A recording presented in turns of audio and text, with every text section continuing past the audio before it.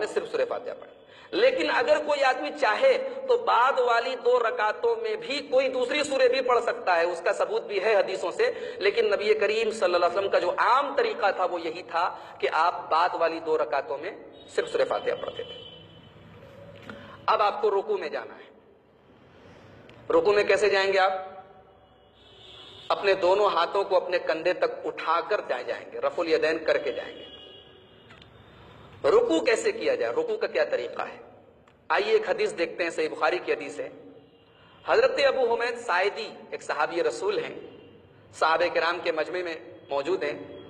کہتے ہیں کنت احفظکم لصلاۃ رسول اللہ صلی اللہ علیہ وسلم, میں تم سب میں اللہ کے رسول صلی اللہ علیہ وسلم کی نماز کو سب سے زیادہ یاد رکھے ہوئے ہوں. مجھے سب سے اچھی طریقے سے نماز یاد ہے اللہ کے رسول کی. اس کے بعد حضرت ابو حمید ساعدی نے نماز پڑھ کے دکھائی اور انہوں نے کہا کہ اللہ کے رسول صلی اللہ علیہ وسلم اذا رکع امکن یدیہ من رکبتیہ, اللہ کے رسول جب رکوع میں جاتے تھے تو اپنے دونوں ہاتھوں سے اپنے دونوں گھٹنوں کو مضبوطی سے پکڑتے تھے. امکن یدیہ من رکبتیہ, اپنے دونوں ہاتھوں سے اپنے گھٹنوں کو مضبوطی سے پکڑتے تھے. ثم حصر ظہرہ, اور اپنی پیٹھ کو بالکل سیدھا رکھتے تھے. فَإِذَا رَفَعَ رَأْسَهُ, اور جب آپ صلی اللہ علیہ وسلم رکوع سے سر اٹھاتے تھے استوا حتی یعود کل فقار مکانہ, تو اللہ کے نبی بالکل سیدھے کھڑے ہو جاتے یہاں تک کہ تمام ہڈیاں اپنی اپنی جگہ لوٹ جاتی.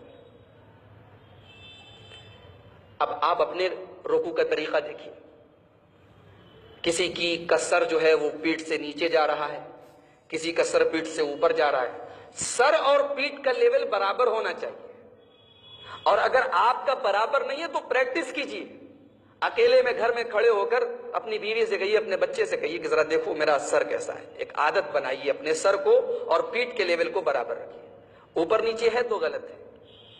اور ایک مسئلہ یہ بھی معلوم ہوا کہ رکوع سے اٹھنے کے بعد فوراً سجدے میں نہیں چلے جانا ہے, آرام سے کھڑے ہونا ہے یہاں تک کہ تمام ہڈیاں اپنی جگہ چلی جائیں. رکوع کی دعا ہم سب جانتے ہیں, بڑی مشہور ہے, سبحان ربی العظیم.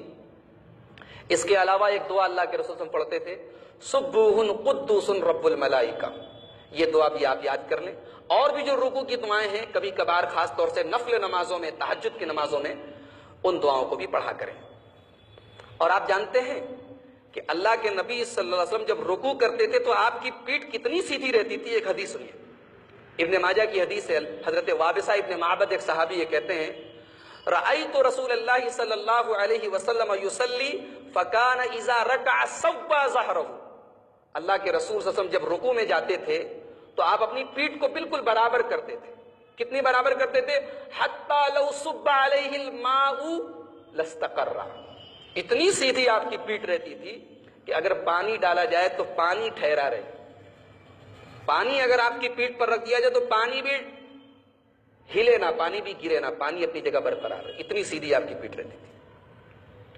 اور ایک بات یاد رکھیے کہ رکوع اور سجدہ اگر صحیح نہیں ہے تو نماز آپ کی گڑبڑ ہے. بخاری شریف کی حدیث ہے, حضرت حذیفہ رضی اللہ تعالیٰ عنہ صحابی رسول ہیں, انہوں نے ایک آدمی کو دیکھا وہ رکوع کر رہا ہے لیکن صحیح نہیں کر رہا ہے, سجدہ کر رہا ہے لیکن صحیح نہیں کر رہا ہے.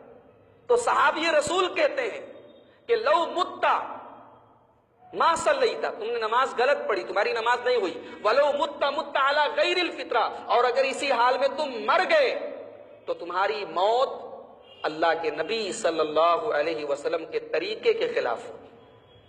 تو یہ مسئلہ یاد رکھیں کہ رکوع آپ کا برابر ہونا چاہیے.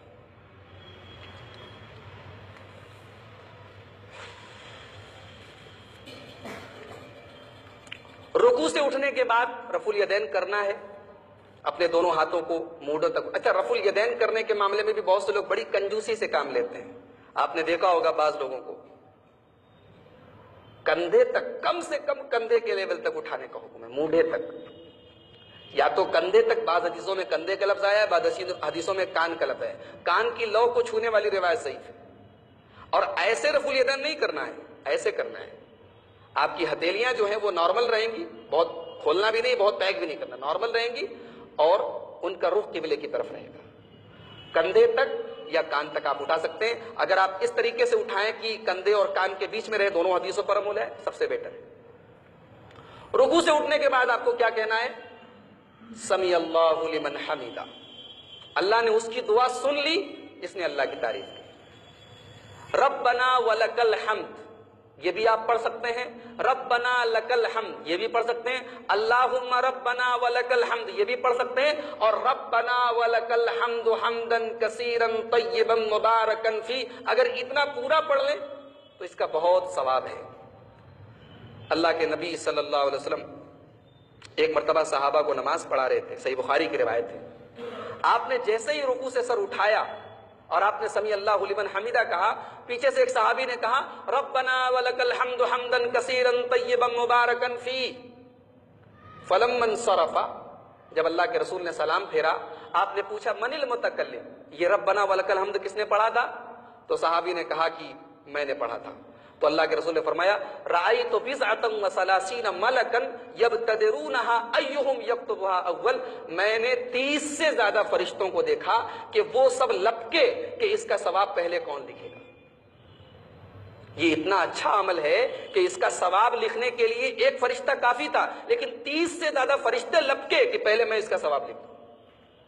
اس سے یہ معلوم ہوا ہے، صحیح بخاری کی روایت ہے کہ ربنا ولک الحمد صرف پڑھیں تو چل جائے گا، لیکن اگر ہم پورا یاد کر لیں، اور بڑی بہترین دعا بھی ہے، ربنا ولک الحمد حمدا کثیرا طیبا مبارکا فی، اے اللہ تمام تعریفیں تیرے لیے ہیں اور تیرے لیے جو تعریف کی جائے اس میں برکت دی گئی ہے، مبارکن طیبا، پاکیزہ ہے تیری تعریف۔ یہ دعا آپ پڑھ لیں۔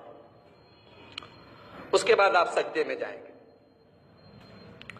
سجدے میں جاتے وقت ایک بات کا یہ خیال رکھیں کہ پہلے آپ کا ہاتھ جانا چاہیے، گھٹنا بعد میں جانا چاہیے۔ بہت سارے لوگوں کی عادت ہوتی ہے وہ پہلے گھٹنا ان کا چلا جاتا ہے۔ گھٹنا نہیں پہلے جانا چاہیے، پہلے آپ کا ہاتھ جانا چاہیے، گھٹنا بعد میں جائے گا۔ اس کی دلیل کیا ہے؟ آئیے حدیث دیکھتے ہیں، ابو داؤد شریف کی حدیث ہے کتاب الصلاۃ کی۔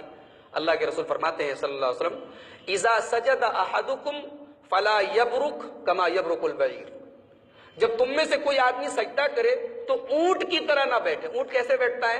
گھٹنے کے بل بیٹھتا ہے، پہلے گھٹنا رکھتا ہے۔ اونٹ کی طرح نہ بیٹھے، کیسے بیٹھے؟ وَلْيَضَعْ يَدَيْهِ قَبْلَ رُكْبَتَيْهِ، پہلے اپنا ہاتھ زمین پر رکھے، زمین پر پہلے ہاتھ جائے بعد میں گھٹنا جائے۔ سجدے میں انسان کے جسم کے 7 اعضاء، 7 پارٹس آف باڈی وہ زمین پر ہونے چاہیے۔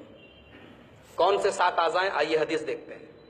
بخاری شریف کی حدیث، حضرت عبداللہ ابن عباس کہتے ہیں اللہ کے پیارے نبی صلی اللہ علیہ وسلم فرمایا امرت ان اسجد علی 7 اعظم، مجھے حکم دیا گیا ہے کہ میں 7 ہڈیوں پر سجدہ کروں۔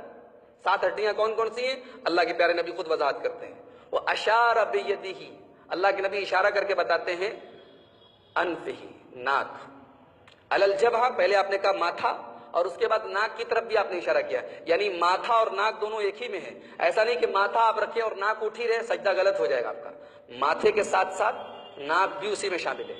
تو ماتھا، والیدین دونوں ہاتھ، والرکبتین دونوں گھٹنے، واطراف القدمین اور دونوں پیر کی ہتھیلیاں۔ ولا نخفت الثياب، اور نماز میں کپڑا وغیرہ سمیٹنے سے اللہ کے نبی نے منع کیا۔ سجدے میں جا رہے ہیں تو دامن سنبھال کے جا رہے ہیں، اٹھ رہے ہیں تو دامن سنبھال کے اٹھ رہے ہیں، یہ تمام چیزیں اللہ کے نبی نے منع کیا۔ والشعر، اور بال وغیرہ، کسی کا لمبا بال ہے اب سجدے میں جا رہا ہے، بال اس کا آگے کی طرف جا رہا ہے، اب وہ اٹھ رہا ہے تو اپنا بال بنا رہا ہے، یہ سب چیزیں اللہ کے پیارے نبی نے منع کیا۔ اس حدیث پاک سے معلوم ہوا کہ سجدے میں یہ 7 چیزیں زمین پر ہونی ضروری ہے۔ اب یہاں پر اگر ہماری مائیں بہنیں بھی میری آواز سن رہی ہیں تو ایک مسئلہ ہے کہ دونوں کہنیاں جو ہیں یہ زمین سے اٹھی ہونی چاہیے۔ مرد حضرات بھی اس بات پر توجہ دیں، عورتیں بھی اس بات پر توجہ دیں کہ کہنیوں کا زمین پر بچھانا یہ منع ہے، اور اتنی سختی سے آپ نے منع کیا۔ حدیث دیکھیے، اللہ کے رسول فرماتے ہیں، بخاری شریف کی حدیث ہے، اعتدلوا فی السجود، سجدہ اطمینان سے کرو، ولا یبسط احدکم ذراعیہ انبساط الکلب، اور جیسے کتا اپنے دونوں ہاتھوں کو زمین پر بچھاتا ہے، نماز کی حالت میں اپنے ہاتھوں کو زمین پر مت بچھاؤ۔ تو آپ کی کہنیاں اٹھی رہنی چاہیے۔ اور بعض روایتوں سے یہ معلوم ہوتا ہے کہ اللہ کے نبی صلی اللہ علیہ وسلم کے بغل کی سفیدی نظر آتی